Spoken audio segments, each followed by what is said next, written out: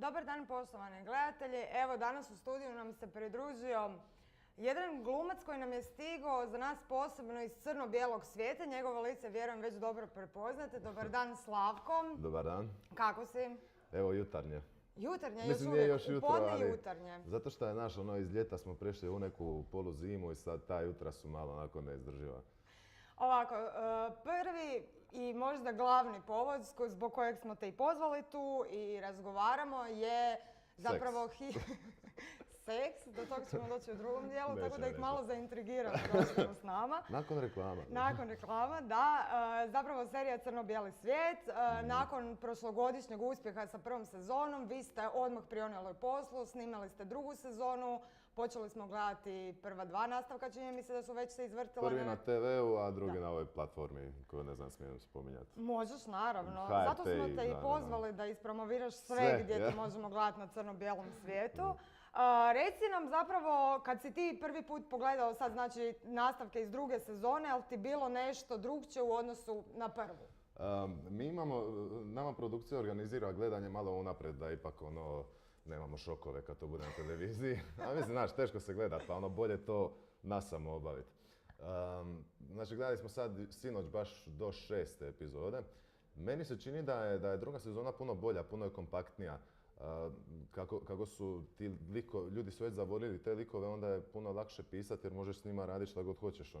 Ne treba nužno biti neke velike drame ili velikih situacija. Voliš te ljude vidjeti u svakodnevnom životu. Smanjene su malo ove kao anegdote i reference na 80-te što daje više prostora razvoju tih opet likova, rekao sam 100 puta naveze. Tako da mi se čini bolje. Znači, duhovitost je zadržana, ali opet ima neku putanju gdje ko ide i sve je fino zaokruženo. Tvoj lik je postao jedan od, ja bih rekla, čak i dva omiljena među publikom. Pa ja bih rekao omiljeni, ali nema veze, šalim se. Vole ljudi žungula. Jel voliš ti žungula? Ja žungula obožavam. Kako se Slavko i žungul uopće žive zajedno? Pa Slavko i žungul su ti, ovo tako pretenciozno zvuči sad. Ja kad sam dobio scene za audiciju za žungula, ja sam zapravo odmah, nekako sam rekao, ovo mora biti moje, bit će moje i to je to. I tako je bilo. Mislim da sam jedan od prvih koji je kao kastan službeno u seriju. I od samog starta, mislim, žungul je zapravo vrlo sličan meni. Šta smo rekli, smijemo psovati, mogu reći zajebanti. Malo možemo psovati. Žungul je zajebanti, opušten je i voli sve što voli mladi, a pritom je i nekako vrijedan i pametan. Sad ispada da hvalim sebe. I volim tu njegovu neku lakoću postojanja. I Kulenović ga super piše i stavlja ga u super situacije, pogotovo u ovoj drugoj sezoni. To nam ne smiješ otkrivati. Ne tu smijem. Ipak moramo biti bar malo ostati korektni. Da. Ali eto, volim žungula, volim tu njegovu... Fali mi ona njegova kosa iz prve sezone. Aha, da. Igrao sam, pola igre je bilo na kosu, a sad kao kako je u vojsci, onda je ošišan, pa... Samson je izgubio svoje lasi. Reci mi, u tom crno-bijelom svijetu i, ajmo reći, kad ste prvu sezonu snimali, kako su ti uopće pale te 80-te? Koliko god si ti, ajmo reći, dio života ipak proživio 80-ima, to je nekakvo najranije djetinjstvo. Ljudi zaista sa nostalgijom se prisjećaju, bilo u glazbenom smislu, svi kažu bilo nam je bolje, to se može dosta čuti među nekim tim starim generacijama. Kako su se tebi ovako sad kroz seriju, kroz te neke životne situacije doimaju 80? Pa znaš šta, prije svega mislim, evo možemo psovati, ali ja mislim da se riječ na N ne smije koristiti. Znaš, ta nostalgija. Kako meni je to smiješno da ljudi vuku te neke negativne kontekste. Crno-bijeli svijet je o tom periodu kroz zabavu i glazbu i život. Nije kroz nikakve političke ideologije i to ja mislim da je napokon ljudima jasno. Ono čega se ja sjećam, ja sam rođen 84. tako da nekih 5 godina sam bio u 80-ima. Sjećam se tih vitrina u kuhinji. I onda dođeš na set i vidiš ne kažeš Isuse pa sam imao ove iste ovakve. Svi me pogledaju pa svi smo imali iste. Znaš, onda te neke igračke i oni telefoni stari. I sjetim se tih nekih stvari, tipa kad smo imali dvojnike pa nisi mogao pola sata razgovarati na telefon jer ti dvojnik priča. U stvari nama je bilo obrnuto, mi smo bili Stanko je stalno klafrao, a dvojnik je čekao. Glazba nije to glazba na kojoj sam odrastao, iako mislim da je to sjajna glazba. Ja sam odrastao na glazbi 90-ih, znači ovo mi neka Cassandra i to. Um, čega se ne sramim. Ali da, to je ono, bilo je najljepše je to što nije bilo ovih društvenih mreža, mobitela i toga. Znači ja svaki put kad razmišljam o tim nekim prošlim vremenima, kažem ono, joj, da je moći s nekim se, znaš ono, čut, reći, ajmo se vidjeti u srijedu u 5 i ti znaš da u srijedu u 5 ti moraš biti tamo. Te neke stvari su se malo promijenile nagore. To ti je kao, ajmo reći, bila nekakva pozitivna situacija iskustveno u onom dobu ili sad kad gledaš da se danas ono moraš staviti kao Slavko u 80-te, mislim realno malo ko od nas bi mogao bez toga. Jesmo se previše zakačili? Jesmo, ja prvi, ja sam ovisan, glupa riječ, ali ja recimo Instagram obožavam, stalno mislim na njemu, to mi je ono neka razbebriva, čak sam jednom trenu, ono, znaš, prestaneš čitat knjige zato što čitaš statuse i news feed. Tako da sam to negdje nastojao smanjiti u zadnje vrijeme, pa više ne idem na Facebook jer mi je Instagram brži, znaš. Ali ja bi se u tom vremenu snašao, ja volim to kad su se ljudi više družili jedan na jedan nego ovo sad. Da se vratimo, opet smo zabrazili, ajmo se vratiti malo glumi. Nedavno si bio na snimanju jednog filma, ne znam koliko nam možeš reći o tome, ali si potegnuo do Mađarske, odnosno na snimanju do Mađarske. A što ko radim da sam se šalim se. Toliko me žele. Toliko radim da sam se morao sjetiti o čemu pričam. Išao sam u Mađarsku snimati jednu mađarsku seriju. Ima 8 epizoda, zove se Moje malo selo. Onako podsjeća malo na Kud puklo na puklo, ovako što mi se čini po scenografiji i po tim likovima. Glumim jednog Turčina koji tamo zaluta pa je onda ono nesporazum oko riječi. Morao sam učiti turski zato. A mađarski?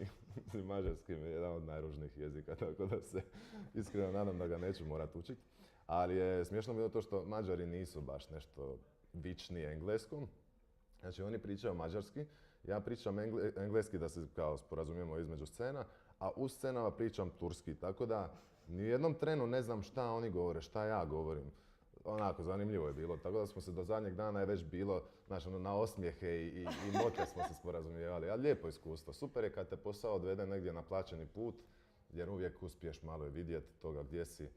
I ono, osjećaš se, znaš, malo ipak kao posebno. Evo, ja sam sad u Budimpešti radim. Uloge vani stižu sve češće? Je, stižu i to sam, mislim, ne mogu biti sretniji. Ja sam i studirao u Americi, znači, lagao bi da kažem da nisam pucao na te neke, znaš, strane karijere, ajmo reći karijere.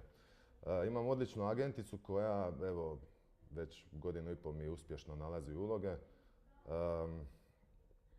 Znaš, u jednu ruku je super biti u stranoj produkciji, s druge strane, ovdje kad dosegneš neki status, nema kod nas zvijezda, naravno ni kod nas se ne pada na pamet ponašati se kao zvijezda, ali znaš, isto je lijepo doći na set gdje te svi znaju i znaju šta možeš, a tamo dođeš u te neke male uloge, niko ne zna ko si, pa ima taj balans ono, jer mi sad drago da me malo ovo prizemlji ili mi je ipak krivo šta mene tretira sad ono, tapšanje po ramenu i to, oprosti, navio sam se puno pričao.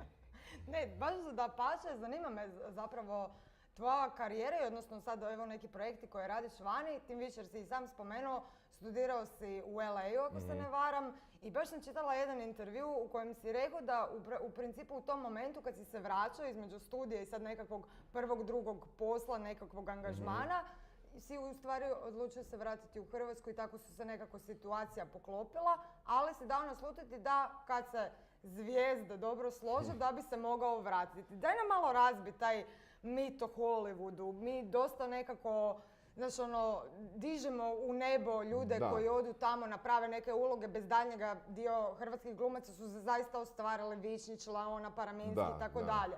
Međutim, što to tamo bude? Evo, ti si živio tamo, daj nam malo to. Pa znaš šta, mislim, ja sam živio tamo i studirao, znači bilo bi, kad bi ja sad pričao da znam nešto o filmskoj industriji kao s poslovne strane, zapravo bi lagao, nisam to doživio.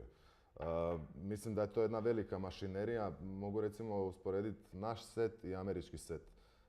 Američki set, naravno, sve je to produkcija na puno većoj razini, ali fali onog nekog, znaš, mi ovdje, kako bih rekao, mene žena koja me šminka može poslati u 3 lijepa mjesta bez problema, jer ono, znaš, dođeš ujutro živčan i ona pošizi na tebe, ajde, to sam od 6. Toga tamo nema, a mi smo Balkanci, mi volimo taj ono srčani, da smo svi na istoj razini. Tako da, pretjerana profesionalnost koja postoji na američkom setu jednostavno nije za nas tu. a da to nisu naravno i bolji novci i bolji uvjeti za rad, jesu. Znači da stigne neki hollywoodski agent, Slavko bi rekao. No, naravno da bi rekao da, pa šta ti je? Mislim, znaš, zašto ne? Glumci rade za publiku i naravno da ti je u interesu imati šta veću publiku. Šta više širiš tržište, to te više ljudi gleda. Osim što te viđamo na malim ekranima, prošle godine smo te zapravo, to sam te htjela još pitati na početku, koliko ti fale izazovi s kojima si se susretao u HTV-ovom showu? Znaš šta fale mi? Ja sam tad rekao da ću nastaviti tu tradiciju i da ću svaki tjedan ovako privatno sam pokušati savladati nešto novo, naravno to kako kažu, to ono kako kažeš svaku nedjelju idem na Sljemen, ne idem više vani. Ne dogodi se. Fali, to je baš bilo uzbudljivih, koliko, 8 tjedana, ja mislim. 8 tjedana i bilo to veselo društvance i stvarno ne je bilo dobro. Kondiciju si tada nabio? Pa jesam, da, bilo je to svega, ona šipka, štanga. Kako, rekli su mi ne smije reći štanga, šipka, da. To mi je bio najdraži izazov, to je toliko bedasto bilo, Bilman i ja na tome, A super, ali to ljudi moraju raditi, znaš, uljuljamo se u neku fazu, u neke godine kad stvarno više ništa novo ne učimo, tako da mislim da treba postavljati izazove pred sebe. Od tada do danas, što si mislio da ne možeš, ali je ispostavilo se da ti to možeš? Pa ništa zapravo. Ostalo je. Pa evo sad ovaj turski učim recimo. Počeo sam ga učiti da savladam malo izgovor i to i onda mi se svidio, ne toliko jezik, nego mi se svidjelo baš to, učiti nešto novo i malo mozgat. Tako da sad taj turski rješavam i zapravo sam donio neku, čitam ti ove knjige za samopomoć i to. Onda sam pročitao jedno da bi kao trebalo svako 30 dana početi učiti nešto novo. I sad je taman prošlo 30 od tog turskog i onda sutra idem na ovo penjanje po stijeni, znaš. Aj, genijalno. Imam jako slab stisak. Kako biraš te izazove? Kako biraš te izazove? To ovako uz frendovi nešto nabaca usput ili imaš... Zapisao sam sam sebi par stvari koje me zanima koje mi zvuče interesantno, pa tako križom. Za 30 dana ću te zvati ponovo u goste. Ja mislim da mi je meditacija iduća, to mi kao treba jako, ali mislim da to nema šanse, imam crve u guzici, evo sad mi je već kao, gdje smo gotovi. Reci mi, osim što te gledamo na malim ekranima, u kazalištu si dosta često, zapravo i po cijeloj Hrvatskoj na gostovanju sa predstavom Bračni sprovod. S je u zagradi, da ljudi ne misle da ih... Sprovod, da ih ne uputimo na krivo. 4.11. ste u Popovači, 10.11. u Crikvenici. Jel jesmo? Tako sam ja dobila informacije. Tako i sad neki Šibenik je isto upao. U igri. Što možeš reći o svojoj ulozi? Tu si u nekom braku, očito. Nadam se da nisi u kontekstu sprovoda, baš u nekakvom ležećem... Pa mi kao izjednačavamo brak i sprovod u predstavi. Ne, sad ću ti izbiflano na pamet. Znači, Bračni sprovod je jedna romantična komedija. Napisao je američki pisac Matt Morillo, a režirao je Ivan Đuričić, koji je inače moj kolega glumac, ali eto, bacio se u režiju. Kolegica mi je Lana Blače, jedna divna glumica koju inače se može vidjeti u komediji. Kazalištu komedija. I to ti je kao, oni su mladi bračni par, vrate se s vjenčanja, malo se napiju i nastane nesporazum gdje ona misli da će zaprositi, a on je zapravo želi samo lizat tamo dole pa čučne. I imaš sati 15, ono stvarno i dobrih fora i kliše fora koje zapravo ljudi super reagiraju na njih. Baš jedna lijepa, lagana predstava. Rad u kazalištu. Rad u kazalištu sam ti ja na neki način ostavio iza sebe. Zato što sam stvarno kroz zadnjih godinu i pol jako puno snimao i onda mi se činilo, bio sam na plaći u Splitu i činilo mi se da stvarno nije fair da primam plaću, a ne radim. Jedan si od rijetkih. Pa je, ja sam ti pošteno odgovoran. Bravo Slavko, bravo. Evo svi političari koji nas prate, možete se Slavkovim primjerom povesti. Ili da se ja jednostavno bacim u politiku. Ne znam ništa o politici, šta ti je. Šta si me ono pitala? Rad u kazalištu. Tako da sad zapravo uzimam samo te neke predstave koje u principu igraju tako po Hrvatskoj s turnejama gdje se možemo lako dogovarati s terminima. Sad sam počeo raditi novu koja se, kao što smo sad tamo rekli, zove se Političar. Kao monokomedija gdje ja igram 5 različitih političara koji ulaze u koaliciju.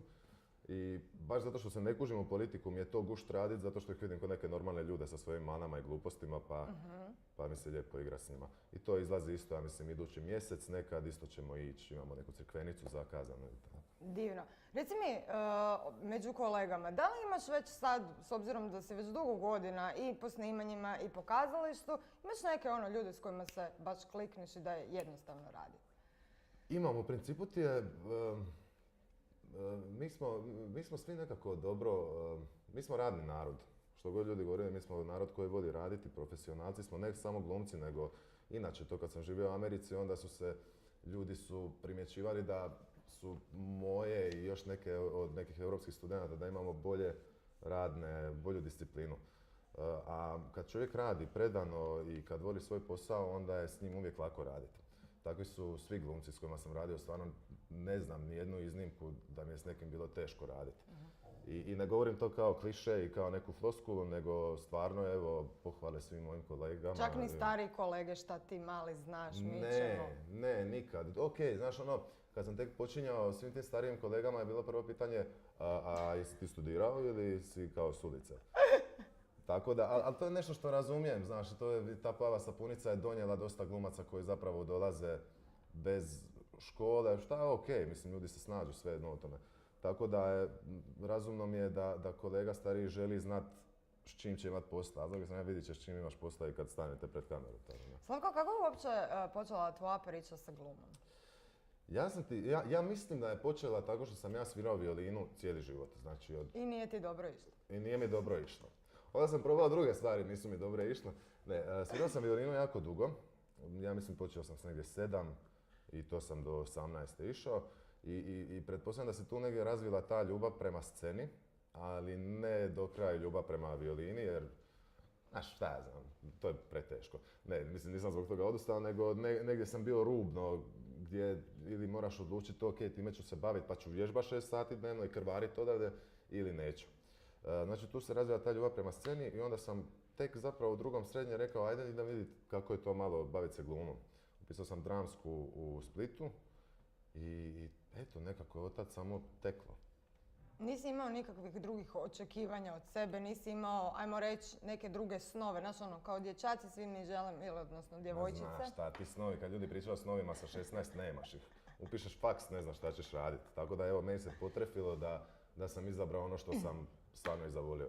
Roditelji, reakcija? Mama je rekla prvo kad je čula da želim se baviti glumom, rekla je, ma ti bi bio maneken samo da ne moraš raditi. Mama misli da sam lijep pa misli da mogu biti maneken. Ali onda kad su me gledali u prvoj predstavi, ne znam sad je njima to bilo dobro što radim, ali znaš, vidjeli su da je to nešto što volim. A ako si roditelji vidiš da ti dijete uživa onome što radi, onda prirodno je da će te podržati. U glumi zapravo često ima tih nekakvih izazova za samog glumca. Ti nekako si stalno sam sa sobom i pred sobom pred nekim izazovom. Daj mi se sjeti, molim te, situacije kad si rekao šta meni ovo treba, ja odustajem. Pa nikad. Nikad? Stvarno nikad. Imao sam tu situaciju, sad da se to ne pretvori u tužnu priču, imao sam situaciju gdje sam lani snimao jedan američki film u Pragu i razbolio mi se moj pas. Ajme se, onda me sad ne gane, osramotit ću se.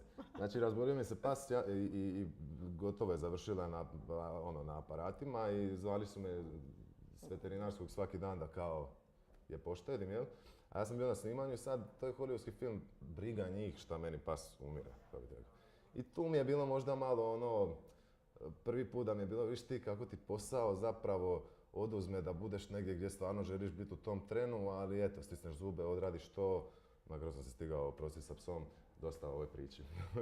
Imamo drugog gosta. Imamo drugog, to ja mijenjam kod čarape, šta ti je.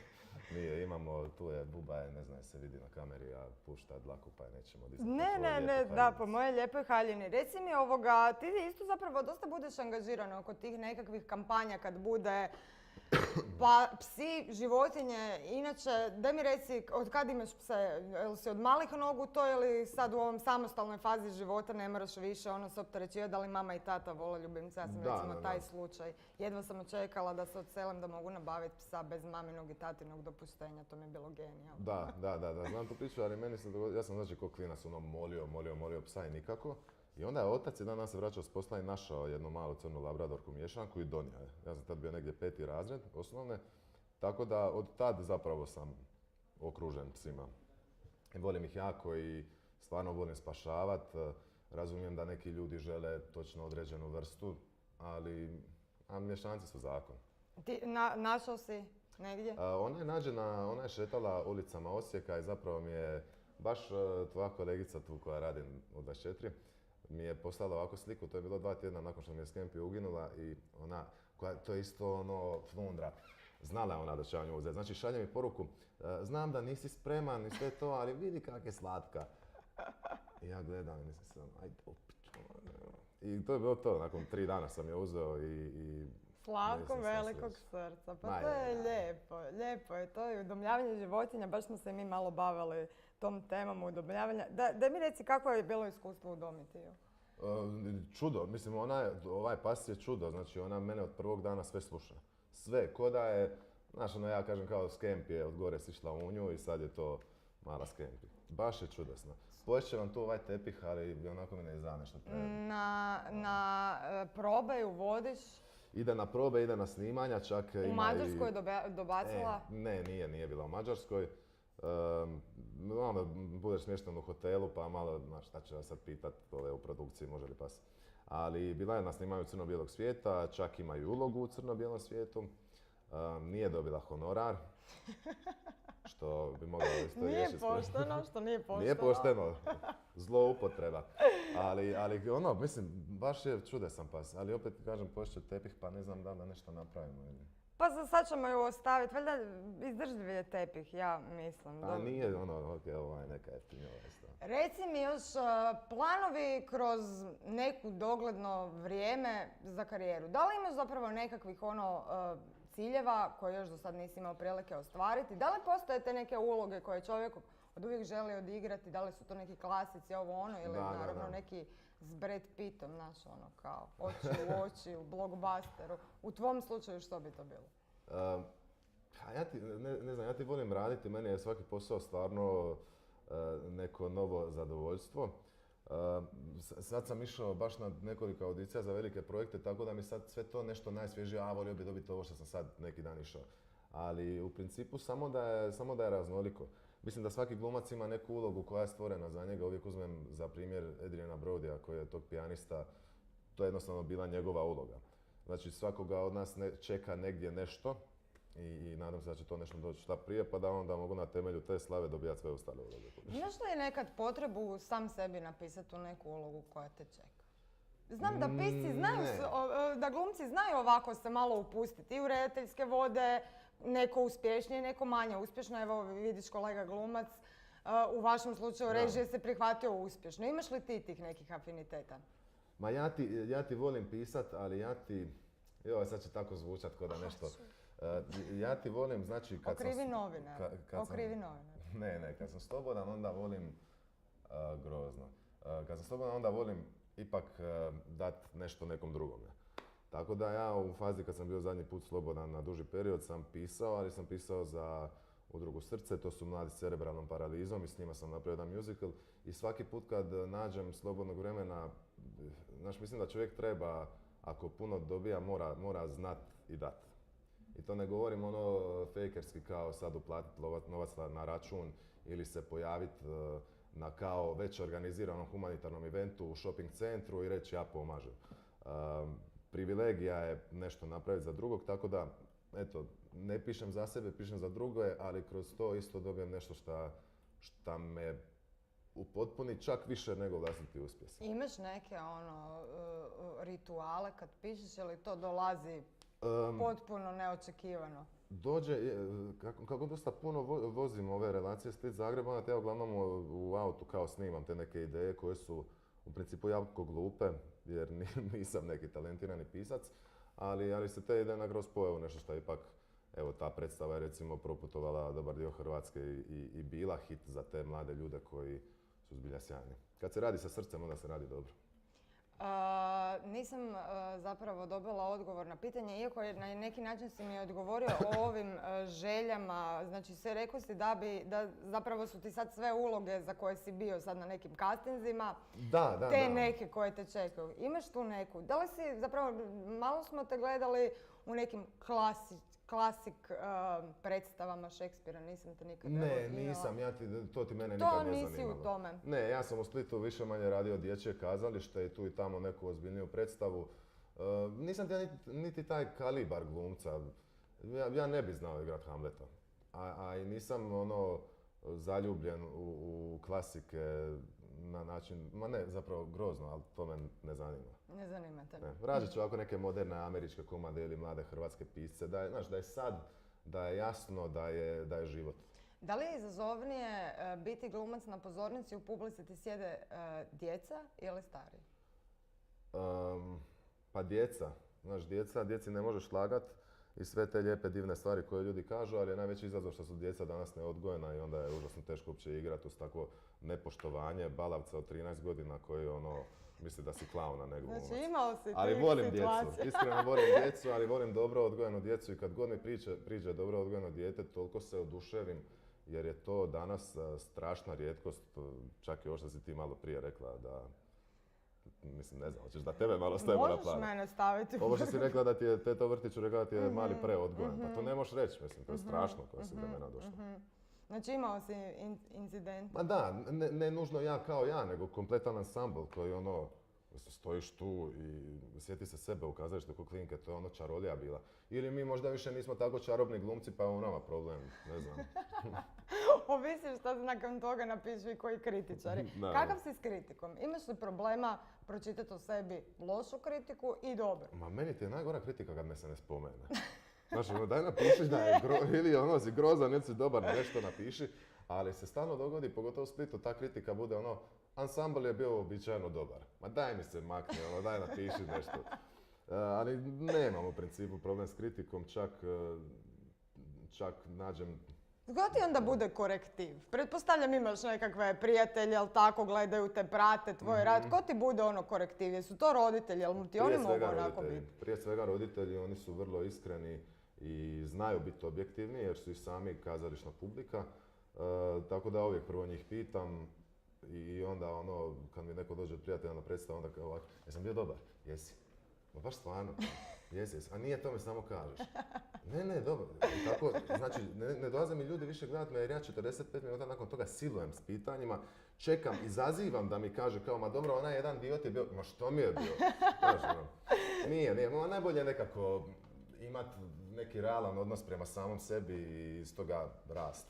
Slavko, koja je tebi tvoja najbolja uloga ili možda bolje pitanje, koja je najbolja film, serija, predstavu ti je, vjerujem, teže puno ocijeniti. Pa znaš šta predstava, evo skakavac. U kojem si igrao da je tebi baš po tvom guštu. I da gledaš. Žungula stvarno volim najviše kao ulogu, ali meni ti svaka uloga nešto znači. Recimo, Loza mi je bila prva neka odskočna daska. Ruža vjetrova me onda još malo više pogurala da sam dobio nekakav broj, neku publiku širu. Patrona na cesti koja je bila nedavno na HRT-u je po meni najkompletniji projekt koji sam radio, miniserija koju nažalost nije gledalo jako puno ljudi, ali mislim da se to kod nas uvijek uhvati na reprizama. A ima i opet na HRT i HR, tako da ljudi mogu gledati. Volim, glumac u principu zavoli sve svoje uloge i teško je to ti ko djeca. Znaš, koje ti je najdraže dijete?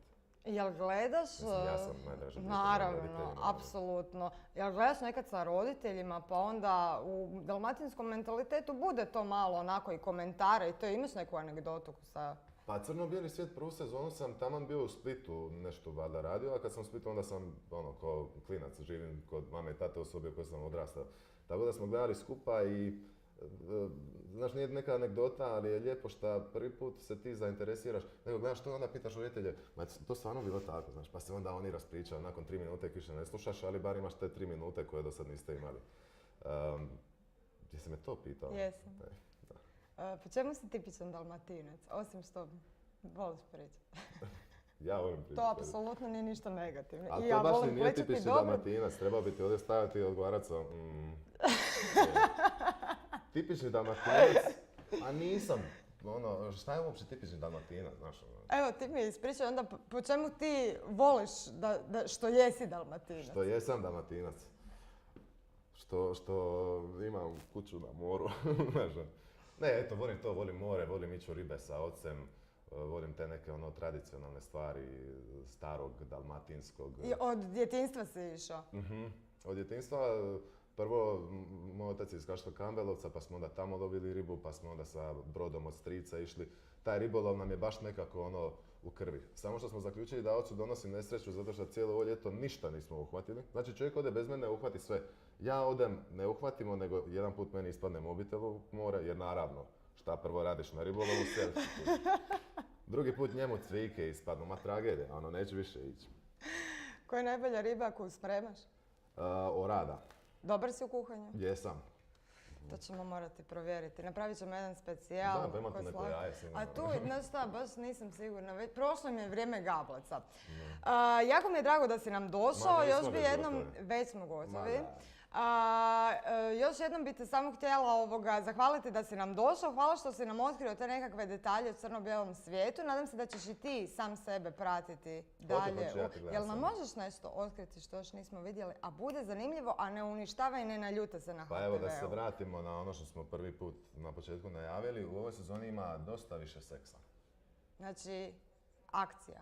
Ima akcije, ima čak onako malo i naš kadrova, ako nekoga zanima, moje butine nek čeka tamo negdje. To si sve dobro utrenkao, prije učvrstio si sve, znači samo imamo suđenje.